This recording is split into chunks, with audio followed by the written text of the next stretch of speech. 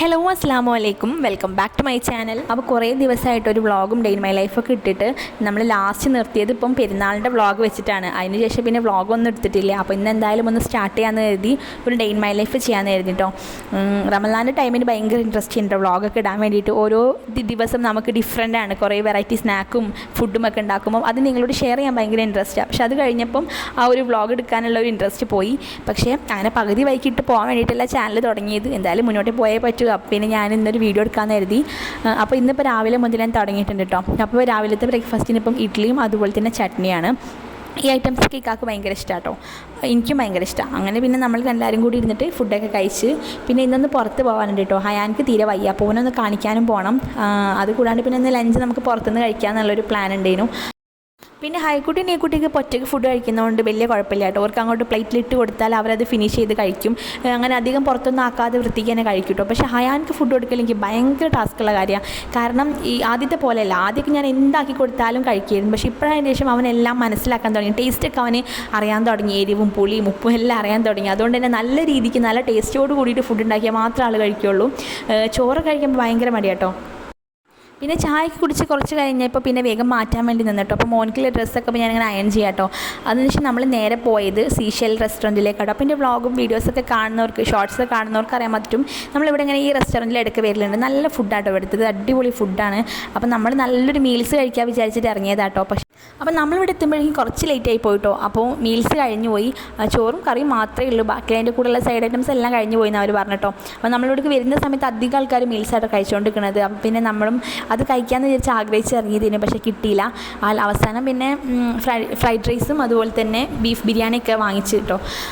അപ്പോൾ ഇവിടുത്തെ ബീഫ് ബിരിയാണി ഞാൻ ആദ്യമായിട്ടോ ട്രൈ ചെയ്ത് നോക്കുന്നത്. ഇവിടെ വന്നാൽ അധികം മന്തി കഴിക്കും. ഇവിടുത്തെ മന്തി അടിപൊളി ടേസ്റ്റാണ്, ഒരു രക്ഷയില്ല. അത്രക്കും ടേസ്റ്റാണ് മന്തി. എല്ലാവരുടെയും ഒരു ഫേവറേറ്റ് ആയിട്ടാണ് മന്തി.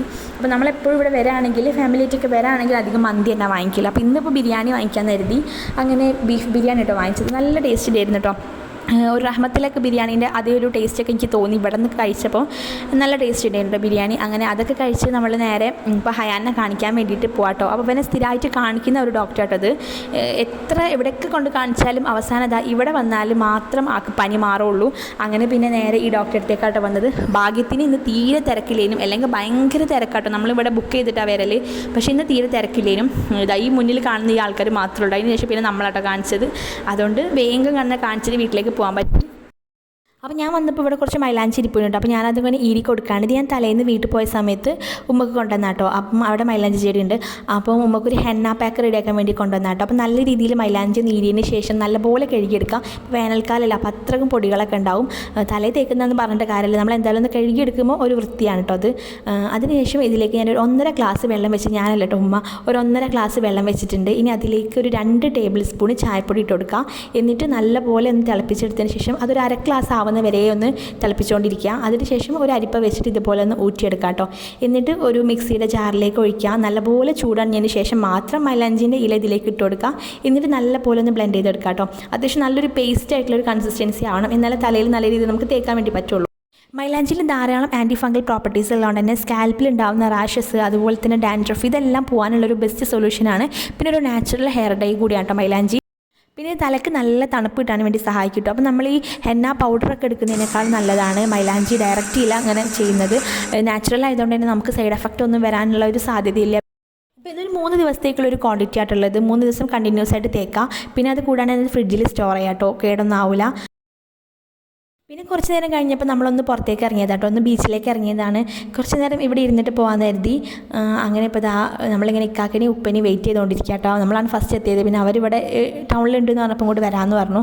അങ്ങനെ അവരെ വെയിറ്റ് ചെയ്തുകൊണ്ടിരിക്കുക. പിന്നെ അവർ വന്നതിന് ശേഷം നമുക്ക് ചായയൊക്കെ വാങ്ങി തന്നിട്ടോ. ചായയും അതുപോലെ തന്നെ കാടമുട്ട മസാല തേച്ചതും പിന്നെ കോളിഫ്ലവറൊക്കെ വാങ്ങിട്ടോ. ഇവിടെ വന്നിട്ടുണ്ടെങ്കിൽ ഇതൊക്കെ ഒരു മെയിൻ ഹോബി ആട്ടോ. ഇവിടെ വന്നാൽ ഇത് വാങ്ങി കഴിക്കൽ.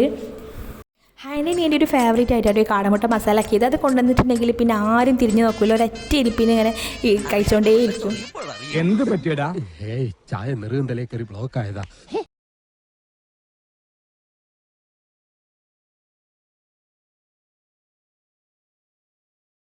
അങ്ങനെ കുറച്ച് നേരം അവിടെ കാറ്റൊക്കെ കൊണ്ടിരുന്ന് അവിടെയുള്ള ഒരുവിധം ഐറ്റംസൊക്കെ വാങ്ങി കഴിച്ചതിന് ശേഷം നമ്മൾ നേരെ വീട്ടിലേക്ക് പോന്നു. അപ്പോൾ ഇനിയിപ്പോൾ ഞാൻ രാത്രി എന്തെങ്കിലും ഡിന്നറായിട്ട് എന്തെങ്കിലും റെഡിയാക്കാൻ വിചാരിച്ചിട്ട് ഇങ്ങനെ കിച്ചണിലേക്ക് വന്നാട്ടോ. അപ്പോൾ എൻ്റെ മനസ്സിൽ ആദ്യം തോന്നിയത് ചപ്പാത്തിയും അതുപോലത്തെ ചെറുപയർ കറി ആക്കാന്നുണ്ട്. ചെറുപയർ കറി ആകുമ്പോൾ പെട്ടെന്ന് പണി കഴിയും, തേങ്ങ ഒന്നും ഒഴിക്കാതാണെങ്കിൽ പെട്ടെന്ന് പണി കഴിയുമല്ലോ. അപ്പോൾ ഞാൻ ചെറുപയർ കറി ആക്കി, പിന്നെ അതുപോലെ തന്നെ കുറച്ച് പൂരിയും അതുപോലെ തന്നെ ഇത്തിരി ചപ്പാത്തി മാത്രമാക്കി. ചപ്പാത്തി ഇത്തിരി വരെ ഒരു 3-4 ചപ്പാത്തിയും കൂടി ആക്കിയിട്ട്. ചപ്പാത്തി എനിക്ക് ഓയിൽ ഫ്രീ ആയിട്ടുള്ള അതാണ് കൂടുതൽ ഇഷ്ടം, പൂരിനേക്കാൾ ഇഷ്ടം അതാട്ടോ.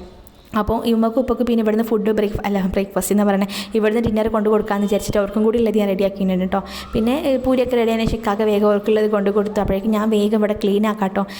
രാത്രി ആയാലും പകലായാലും അടുക്കള ഇങ്ങനെ മെസ്സേ ആക്കിയിട്ടിട്ട് കിടക്കുന്ന ഒരു സമാധാനം ഉണ്ടാവില്ല. രാവിലെ നീറ്റ് വരുമ്പം ഒരു ഇൻട്രസ്റ്റ് ഇല്ലാത്ത പോലെ തോന്നും കേട്ടോ. കിച്ചൺ ഇങ്ങനെ ഭയങ്കരമായിട്ട് വൃത്തിയേടായി കിടന്നാൽ അപ്പോൾ ഞാൻ പെട്ടെന്ന് തന്നെ അത് മൊത്തം ഒന്ന് ക്ലീൻ ചെയ്തെടുത്ത് പിന്നെ അതിൻ്റെ ഇടയിൽ തന്നെ ഹയാൻക്കുള്ള ഫുഡും കൂടി റെഡി ആക്കിട്ടോ. പിന്നെ കാക്ക വന്നതിന് ശേഷം നമ്മളെല്ലാവരും കൂടി ഒരുമിച്ചിരുന്നിട്ട് ഫുഡൊക്കെ കഴിച്ചിട്ടോ.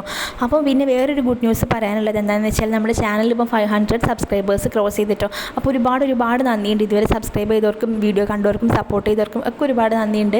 അപ്പോൾ ഇനി മുന്നോട്ടേക്കും നിങ്ങൾ സപ്പോർട്ട് ചെയ്യുക. പിന്നെ സബ്സ്ക്രൈബ് ചെയ്യാതെ നമ്മളെ വീഡിയോ കാണുന്ന ആൾക്കാരാണെങ്കിൽ സബ്സ്ക്രൈബും കൂടി ചെയ്യാം കേട്ടോ. അപ്പോൾ ഇത്രയൊക്കെയുള്ള ഇന്നത്തെ വിശേഷങ്ങൾ. ഇഷ്ടപ്പെട്ടാൽ നിങ്ങൾ എന്തായാലും ചാനൽ ഫോളോ ചെയ്യാൻ മറക്കരുത് കേട്ടോ. നമുക്ക് ഇനി നല്ല നല്ല വീഡിയോസും റെസിപ്പീസും വ്ളോഗ്സും ഒക്കെ ആയിട്ട് കാണുന്നതായിരിക്കും. ബൈ, അസ്സലാമു അലൈക്കും.